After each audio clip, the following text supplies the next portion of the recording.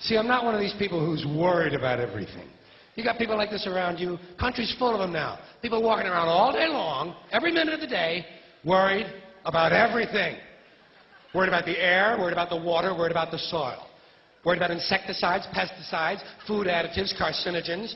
Worried about radon gas, worried about asbestos. Worried about saving endangered species. Let me tell you about endangered species, all right? Saving endangered species is just one more arrogant attempt by humans to control nature. It's arrogant meddling. It's what got us in trouble in the first place. Doesn't anybody understand that? Interfering with nature. Over 90%, way over 90% of all the species that have ever lived on this planet, are gone. They're extinct. We didn't kill them all. They just disappeared. That's what nature does. They disappear these days at the rate of 25 a day. And I mean regardless of our behavior. Irrespective of how we act on this planet, 25 species that were here today will be gone tomorrow. Let them go gracefully. Leave nature alone. Haven't we done enough? We're so self-important. So self-important. Everybody's going to save something now. Save the trees, save the bees, save the whales, save those snails. And the greatest arrogance of all, save the planet. What? Are these fucking people kidding me? Save the planet? We don't even know how to take care of ourselves yet. We haven't learned how to care for one another. We're going to save the fucking planet? I'm getting tired of that shit. Tired of that shit. Tired. I'm tired of fucking Earth Day. I'm tired of these self-righteous environmentalists, these white bourgeois liberals who think the only thing wrong with this country is there aren't enough bicycle paths. People trying to make the world safe for their Volvos. Besides, environmentalists don't give a shit about the planet. They don't care about the planet. Not in the abstract, they don't. Not in the abstract, they don't. You know what they're interested in? A clean place to live. Their own habitat. They're worried that someday in the future they might be personally inconvenienced. Narrow, unenlightened self-interest doesn't impress me. Besides, there is nothing wrong with the planet. Nothing wrong with the planet. The planet is fine. The people are fucked. Difference. Difference. The planet is fine. Compared to the people, the planet is doing great. It's been here 4.5 billion years. Did you ever think about the arithmetic? Planet has been here 4.5 billion years. We've been here, what, 100,000? Maybe 200,000? And we've only been engaged in heavy industry for a little over 200 years. 200 years versus 4.5 billion. And we have the conceit to think that somehow we're a threat? That somehow we're going to put in jeopardy this beautiful little blue-green ball that's just a-floating around the sun? The planet has been through a lot worse than us. Been through all kinds of things worse than us.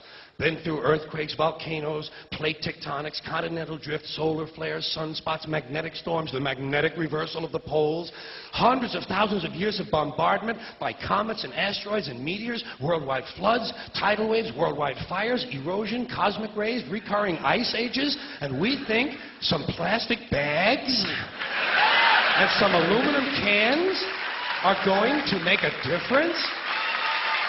The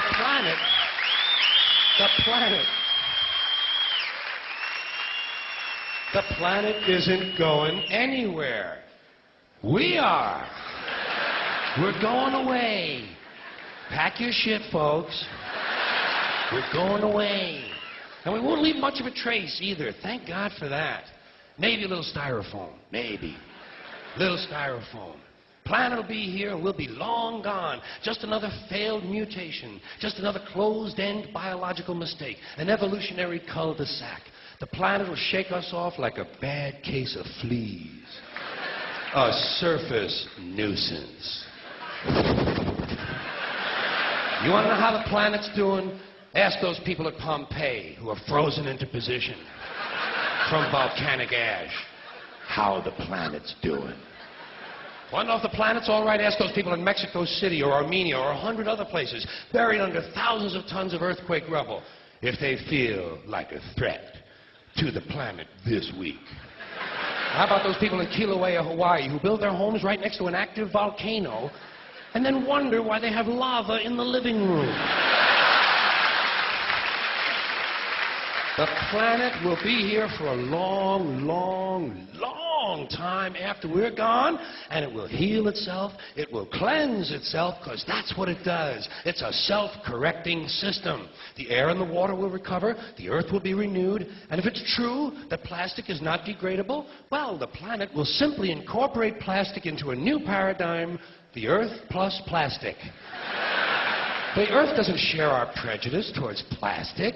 Plastic came out of the earth. The earth probably sees plastic as just another one of its children. Could be the only reason the earth allowed us to be spawned from it in the first place. It wanted plastic for itself. Didn't know how to make it. Needed us.